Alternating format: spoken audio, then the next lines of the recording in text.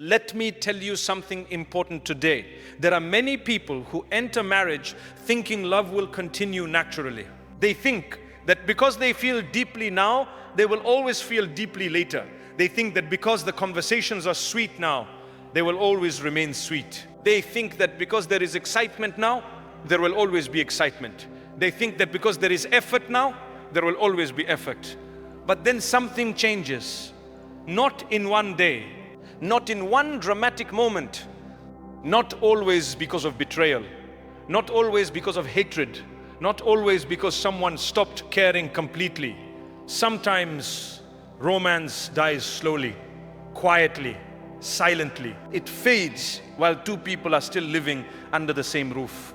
It fades while they are still sharing meals. It fades while they are still sleeping in the same room. It fades while from the outside, the marriage still looks normal. And that is what makes it so painful. Because when love dies loudly, people notice. But when romance dies quietly, people suffer in silence. The wife feels it first in small things. The messages become dry. The compliments stop. The soft tone disappears. He still speaks, but it feels mechanical. He still comes home, but he does not arrive with warmth. He is there physically, but emotionally he feels far. The husband feels it too. The lightness is gone. The laughter is less. The excitement in her voice is missing. The softness that once welcomed him now feels buried under tiredness, resentment, pressure, or emotional distance. And both of them start wondering things they do not always say out loud. What happened to us? How did we become like this? Where did the sweetness go? Why does this marriage feel more like duty than love? And there are people listening right now who know exactly what this feels like. They are not divorced, they are not strangers, but they no longer feel the warmth they once felt. If that is you, this message is for you. And before we go deeper, write in the comments right now, I love Allah. Write it with sincerity. Write it even if your heart is hurting. Write it even if your marriage feels heavy. Write it even if tears have visited you in silence. Because the one who created love is Allah. The one who can restore what feels broken is Allah. And sometimes the first step in healing your heart is to reconnect it to the one who controls all hearts. And if you are one of those people carrying pain in your marriage, I want you to know from the beginning, you are not weak, you are not strange, and you are not alone. Many marriages do not die because love was fake. Many marriages suffer because love was left unprotected. So today, let us talk honestly about why romance dies after marriage. Not so we can become hopeless, not so we can blame only one side, but so we can understand what is happening before it is too late. Because sometimes the death of romance is not the end of love. Sometimes it is a warning that the marriage needs attention, a warning that hearts are drying, a warning that both husband and wife are becoming emotionally hungry while pretending they are fine. And if you understand the reasons, maybe you can begin to bring warmth back into what has become cold. One of the first reasons romance dies after marriage is familiarity without gratitude. At the beginning, everything feels special. The voice feels special. The messages feel special. The waiting feels special. The meeting feels special. The smile feels special. Why? Because what is new is often noticed more. But after marriage, what was once cherished can start to feel ordinary. The husband who once made your heart beat faster now becomes the person whose habits you see every day. The wife who once seemed like a dream now becomes the person you see in tired moments, sick moments, stressed moments, unfiltered moments. And this is where many people make a dangerous mistake. They stop appreciating because they become accustomed. They start acting as though the blessing is guaranteed. This is one of the quietest killers of romance. Because romance does not survive in hearts that stop noticing.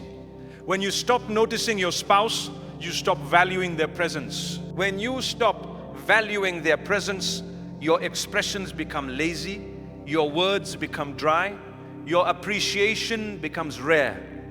And slowly the other person begins to feel unseen. Many wives are not dying for expensive gifts. They are dying for emotional noticing. Many husbands are not starving only for physical closeness. They are starving for being received with respect, softness, and emotional warmth. But familiarity can make people careless. You stop thanking. You stop praising. You stop smiling intentionally. You stop speaking beautifully. You stop trying. And the tragedy is that you often do not realize what you are doing. You think, we are married now. This is normal. Yes, comfort is normal. Routine is normal. But neglect should never become normal. A spouse is still an amana. A marriage is still a blessing. Love still needs to be fed even after the wedding. Some people treat strangers more gently than the person they sleep next to every night. Some people speak more politely to outsiders than to the wife who has stood by them for years. Some people smile more warmly at others than at the husband who is carrying pressure for the family. This is how romance dies. Not always with cruelty, sometimes with carelessness. And the heart that is not appreciated eventually grows quiet. Another reason romance dies after marriage is when responsibilities replace connection. Life after marriage is heavy. Bills come, work pressure increases, children may arrive, family issues begin, in-laws may interfere, fatigue builds, schedules become crowded, stress sits in the chest, and slowly marriage becomes about survival. Who paid what? What needs to be done? Who is picking up this? Who forgot that? Why is this late? Why is the child crying? Why is the house messy? Why are expenses rising? And somewhere between duties and deadlines, emotional intimacy gets pushed to the side. The husband may start feeling that his whole role is to provide. He wakes up burdened, works under pressure, comes home tired, and thinks that as long as he is earning and staying loyal, he is doing enough. The wife may start feeling that her whole role is to manage, serve, raise, clean, cook, endure, and hold everything together. She becomes tired in ways that are not always visible. And because she is so emotionally and physically stretched, the softness in her tone begins to fade. Neither one may be evil. Neither one may have bad intentions. But both may be starving emotionally. The husband starts feeling unadmired. The wife starts feeling unloved. The home starts functioning, but the heart of the marriage starts drying. This is what happens when responsibilities are carried, but connection is neglected. A marriage cannot survive long on logistics alone. A home needs more than management. A marriage needs more than shared space. It needs tenderness. It needs moments of intentional kindness. It needs time where the husband is not just a provider and the wife is not just a worker of the home. It needs reminders that there are two hearts, not just two exhausted people sharing responsibilities. And many people do not realize this until one day they look at each other and feel like roommates, living together, functioning together, but not really connecting. And that is one of the saddest forms of emotional distance. Another reason romance dies is unhealed hurt. This is very important. Sometimes romance does not disappear because the people are too busy. Sometimes it disappears because pain was never resolved. A wife may smile less, not because she became cold by nature, but because her heart was wounded too many times and never properly held. A husband may become distant, not because he stopped loving, but because repeated disrespect, criticism, or feeling unwanted slowly shut him down emotionally. Romance struggles to breathe in a heart full of unresolved pain. Maybe there were harsh words that were never truly apologized for. Maybe one spouse kept feeling ignored. Maybe one kept feeling judged. Maybe there was betrayal of trust, emotional neglect, humiliation, comparison, or loneliness that was never properly addressed. And people often make the mistake of thinking time alone heals these things. Not always. Sometimes time only covers the wound. It does not heal it. So the marriage continues, but the sweetness does not return because the pain is still sitting there. And the hurting spouse often does something very human. They protect themselves. They stop opening fully. They stop being soft. They stop hoping too much. They stop expecting tenderness. They stop showing the vulnerable part of themselves. And then the other spouse says, you changed. Yes, pain changes people. Repeated hurt changes people. Feeling unseen changes people. Feeling unloved changes people. Feeling constantly criticized changes people. This is why consoling people in pain matters so much. There are husbands who are hurting silently. There are wives who are hurting silently. And many of them are being called cold, difficult, or unromantic, when in reality they are emotionally bruised. So if you are listening and your marriage feels empty, do not only ask, why is there no romance? Also ask, what pain has been left unattended between us? Because sometimes the path back to warmth begins with honesty about hurt. Romance also dies when one or both spouses stop speaking the language the other heart understands. Not everyone receives love the same way. Some need words, some need time, some need gentle touch, some need respect, some need being listened to, some need thoughtful acts, some need softness in tone. But after marriage, many couples assume instead of learning. The husband may think, I work hard, so she should know I love her. But maybe she is starving for emotional words. The wife may think, I serve the house and do everything, so he should know I care. But maybe he is starving for admiration, warmth, and being treated as emotionally important. Both may be loving in ways the other cannot feel properly. This creates a deep loneliness because one is giving, but the other is not receiving it in the language they need most. And eventually frustration builds. The wife says, you do not love me. The husband says, after all I do, how can you say that? The husband says, you do not respect me. The wife says, after all I do for you, how can you say that? This is painful because both may be sincere but disconnected. Love is not only about intention, it is also about delivery. And marriage requires learning. Learning your spouse's heart. Learning what hurts them, learning what softens them, learning what reassures them, learning how they feel cherished. Some people stop learning after marriage. They think the nikah is the finish line. But marriage is not the end of discovering each other. It is the beginning. And when that discovery stops, romance often fades with it.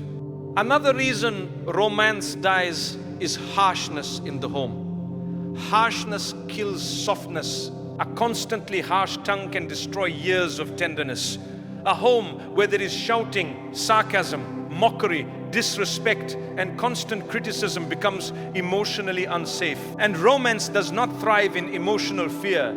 A wife cannot keep feeling warm and open if she is constantly being talked down to, dismissed, or emotionally cornered. A husband cannot keep feeling soft and emotionally available if he is only being met with bitterness, contempt, or ongoing disrespect.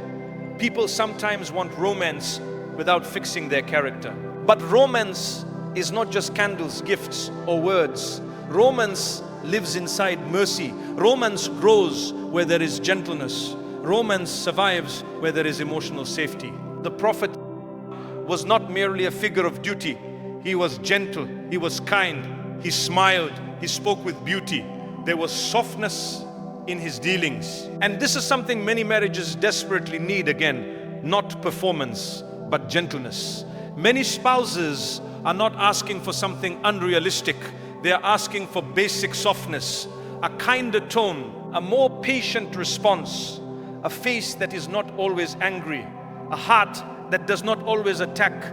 You cannot keep stabbing a heart and then wonder why it no longer opens to you the same way.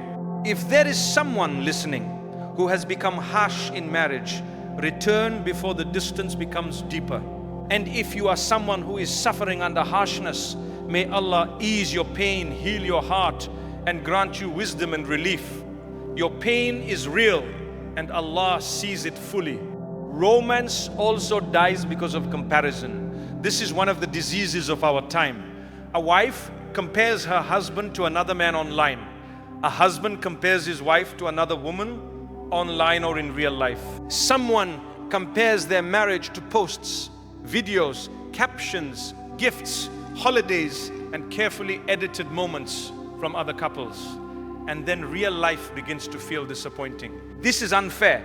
You are comparing your private reality to someone else's public display. You are comparing a human being you live with in every condition to an image someone else has presented selectively. Comparison poisons gratitude. The husband's real effort becomes invisible because someone else looks more romantic. The wife's real sincerity becomes invisible because someone else looks more polished. And once comparison enters, contentment leaves. Then even the good starts feeling not good enough. A spouse stops being appreciated for who they are and begins being punished for not being someone else. This is a cruel way to live. Because no marriage can breathe when it is always being measured against another story. Your marriage needs work, yes. Improvement, yes. But it does not need comparison. It needs mercy. It needs dua. It needs effort. It needs shukr. And if your heart is always looking sideways, you will stop seeing the blessing in front of you. Another reason romance dies after marriage is when emotional needs are mocked, minimized, or ignored. This happens a lot. A wife expresses that she misses affection, and she's told she's childish, needy, or dramatic. A husband expresses that he feels unwanted, and he is told to stop acting weak or demanding. This is damaging. Emotional needs do not disappear because you mock them. They only go underground. And when needs go underground, resentment grows. A woman may stop asking for warmth, but the hurt remains. A man may stop asking for respect and appreciation, but the emptiness remains. Then both become quieter, colder, more distant. Not because they no longer need love, but because they no longer feel safe asking for it. This is heartbreaking. Marriage should be the place where emotional needs can be expressed with dignity, not the place where they are laughed at.